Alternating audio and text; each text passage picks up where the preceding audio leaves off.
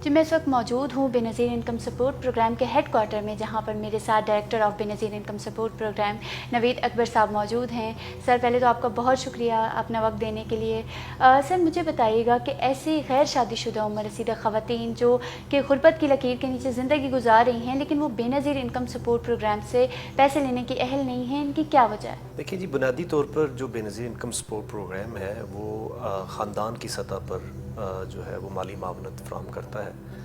और अगर एक ख़ानदान में कोई गैर शादीशुदा ख़ातून रहती हैं तो वो अपनी जो मदर है उनके ज़रिए जो है वो माली मावनत हासिल कर सकती हैं। सर इन ख़वातीन का क्या डाटा है, कितनी ख़वातीन हैं ये, और इस वक्त जो है वो बेनज़ीर इनकम सपोर्ट ऑफ़िस में कितनी ऐसी दरख्वास्तें जो है गैर शादीशुदा ख़वातीन की मौजूद हैं? हमारा निज़ाम ये है कि हम पूरे मुल्क में जितने भी घराने हैं उनका घर घर जाके सर्वे करते हैं। उस सर्वे की बुनियाद पर जो भी हमें जो घराने के अफराद हैं अपना डाटा फराहम करते हैं, उस बुनियाद पर हम उनकी अहलियत को जांचते हैं कि क्या वो एलिजिबल हैं या नहीं है। माली मावनत के सिलसिले में ये एक बहुत ही मिथ है जो कि एसोसिएट की जाती है BISP के साथ कि बस सिर्फ शादीशुदा ख़वातीन को माली मावनत फराहम करता है। ऐसा नहीं है।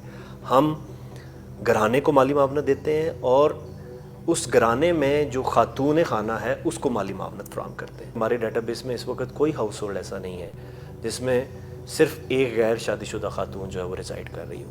वो या तो किसी फैमिली का हिस्सा होगी, किसी भाई के साथ रह रही होगी या अपने वालदैन के साथ रह रही होगी। तो अलग थलग हमारे पास इस वक्त हमारे पास कोई नंबर्स नहीं है। सो बेसिकली हम एक इनकम सपोर्ट प्रोग्राम है।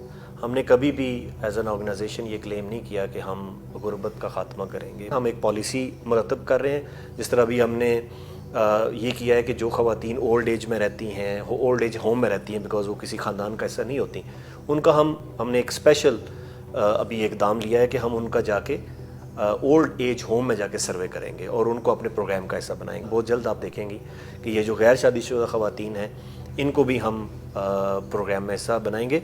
हमने अभी रिसेंटली जो ट्रांसजेंडर थे उनको प्रोग्राम का हिस्सा बनाया बिकॉज़ वो भी किसी न किसी फैमिली का हिस्सा नहीं होते थे, अलग थलग रहते थे, तो उनके लिए हमने एक डिफरेंट क्राइटेरिया बनाया।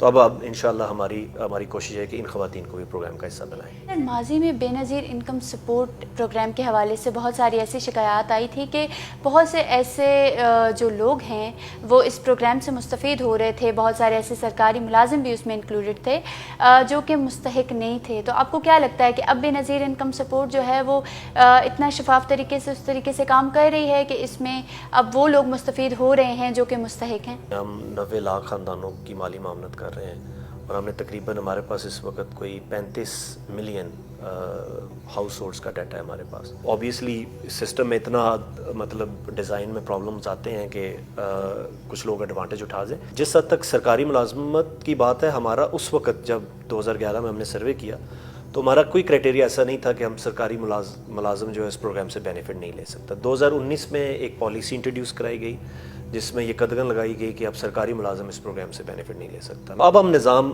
लेके आ रहे हैं जिसको हम डायनामिक रजिस्ट्री का मैकेनिज़्म करते हैं कि हर 3 साल बाद जो भी हमसे माली मावनत ले रहा है या जो माली मावनत नहीं ले रहा उसको अपने आप को रीअसेस कराना होगा। उसके लिए हमने मुल्क भर में 670 से ज़्यादा डायनामिक रजिस्ट्रेशन सेंटर्स कायम किए हैं जिसके ऊपर किसी भी वक्त कोई भी बंदा आके अपना